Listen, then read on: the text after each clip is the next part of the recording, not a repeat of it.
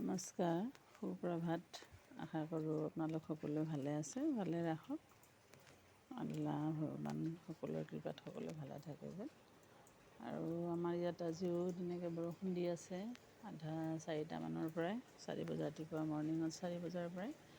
এতিয়া অৱশ্যে কমিছে, অকণ অকণ দি আছে। এয়া এনেকৈ বৰষুণ অলপ অলপ দি আছে।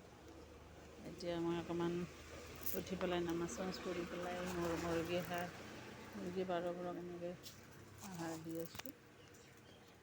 গোটেইবোৰ আহি গৈছে এনেকৈ।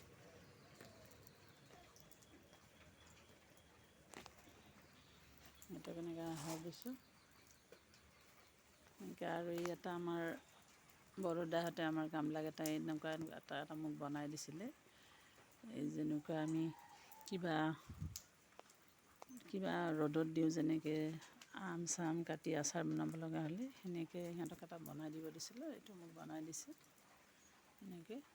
তেতিয়াহ'লে মই ঘৰৰ চিৰিৰ পৰাই দিব পাৰোঁ, নহ'লে এই ছালখনত উঠি পেলাই দিব লাগে। চিয়াৰত উঠি ৰিক্স থাকে পৰি যোৱাৰ। সেইকাৰণে এনেকৈ এটা বনাই দিছে তেওঁলোকে বাঁহেৰে। এতিয়া কালাৰ কৰিম বুলি ভাবিছোঁ মই, ৰং দিলে অকণ লাষ্টিং কৰিব।